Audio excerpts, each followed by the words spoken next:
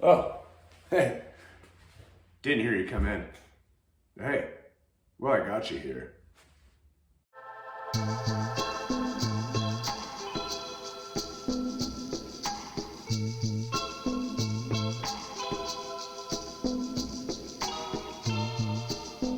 So, here's the deal.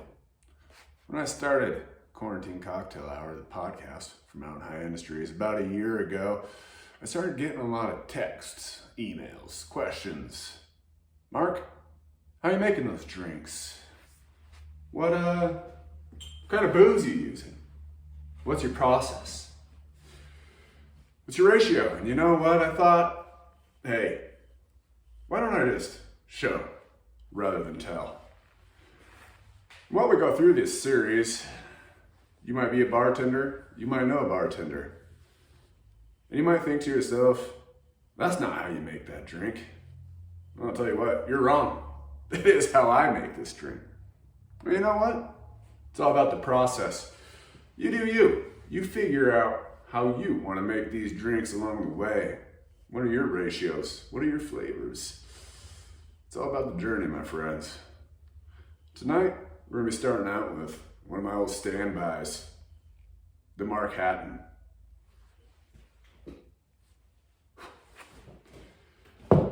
So first, you're gonna want to start off the glass. That's pretty obvious. Any glass will do to make the drink. Then you're gonna want to move on to your cubes. I personally like a large, round cube.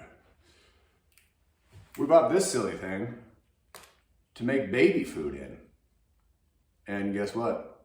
We were too lazy or busy trying to take care of an infant to make our own baby food. I know, we're slackers. But you know what it's great for? Ice cubes.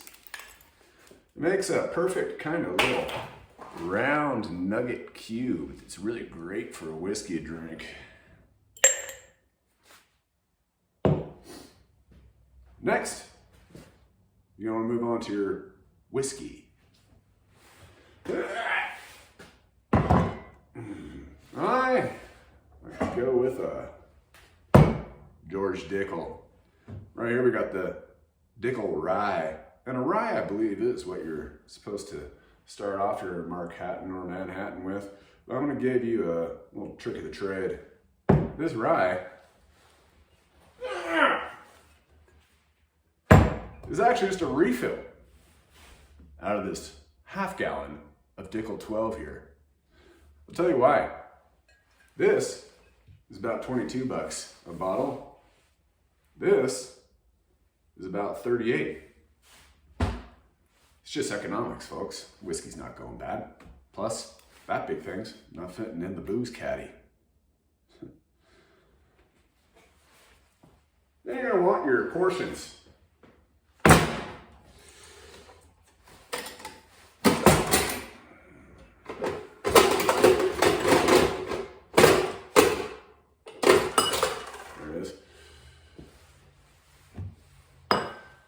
For the whiskey, you're going to want a double shot.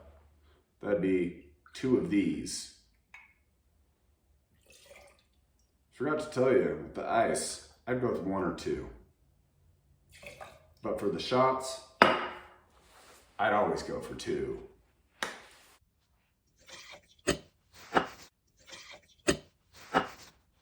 You know, my own whiskey journey, like many of yours, probably started off with hammering back shots of Tin High in between Key Light to kick it up a notch. Then, of course, upgraded to Jameson in between Key Light to kick it up a notch. But at some point I decided, how does an adult drink? And I started off with Pendleton, basically like a mixed drink, right? Kind of sweet and stuff. And I had a very wise fatherly figure of a trail boss once tell me, maybe you should graduate to bourbon, bud. And I went straight up to the Bullet. And at that point I realized I got a real taste for bourbon. However, the Bullet price tag was a little more than my appetite could pay for. So I started scanning the shelves, looked down a shelf, saw the Dickle.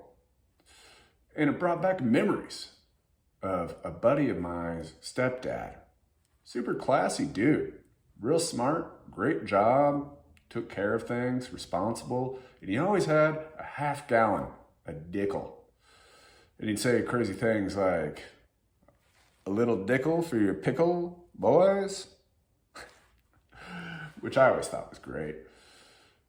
And when I saw that, I realized, man, a worldly, classy, intelligent, put together guy like that keeps Dickle on a shelf? Well, that's something to look into. And you know what? It fits my taste. What fits your taste? Figure it out for yourself. It's not my job. Next, you're gonna want your sweet vermouth. Now for this, I just go with the old Martini Rossi. Here's the deal.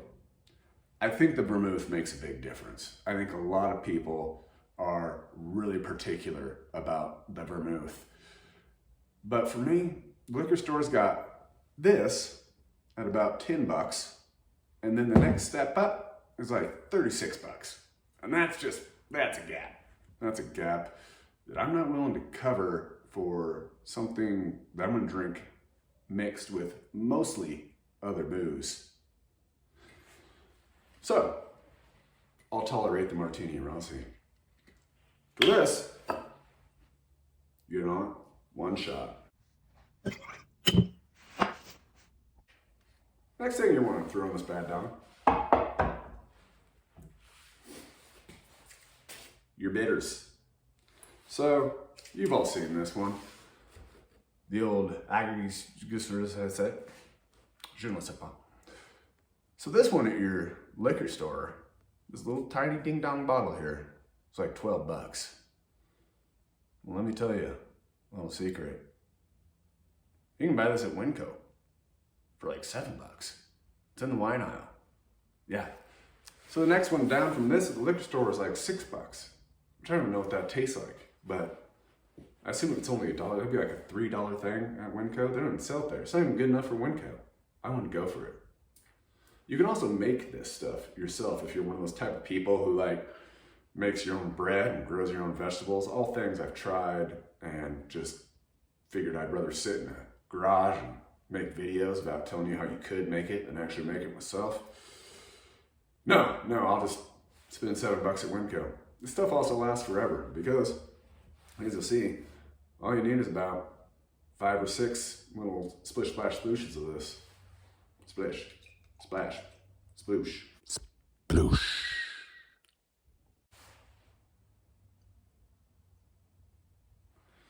All right. Well, there you got your basic liquids in place. From there, you want to give it a stir. What is in there? I want to suggest you actually go with something round. Give it a good long stir. Butter knife, that flat surface, doesn't give you that nice rounded stir. Really get the vortex rolling. This is what cools it off. It's that ice working.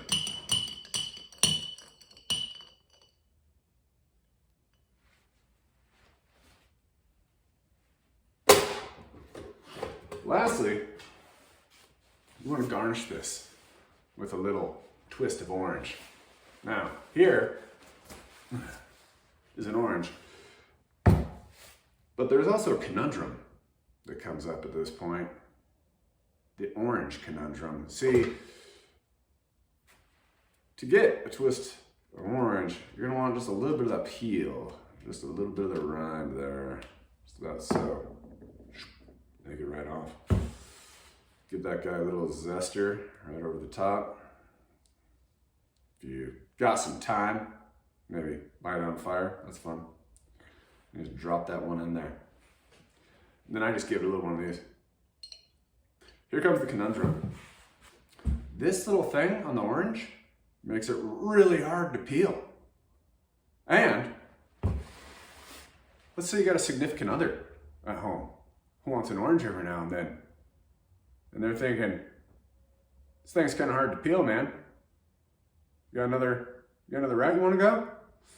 Well, you could just dedicate an orange That's just your orange. And you just peel it for like a week and a half, and then you cut it up into soccer slices, you know, like your mom used to bring to soccer practice. Unless your mom didn't bring that to soccer practice, in which case I'm sorry I brought it up. But you know the thing I'm talking about. Other options? Cuties. Just peel yourself a cutie, take a little off, blam, eat the cutie, vitamin C, boom, there you go. See you later, COVID. Another option, you peel the orange, you save a big chunk of the rind. This actually works. Put it in your fridge in like a baggie or, you know, something else. So here you got your drink. Now, I'm not gonna drink out of this mason jar. I have a drinking glass. I prefer a nice tin camp mug for all my drinks. It goes everywhere. What do you think I've been drinking on the whole time I've been making this video? Now I have 2 drinks, though. See, the thing about this drink is, this is a nightcap. It's a stiff one. You don't need to be hammering these guys back. Drink within your means.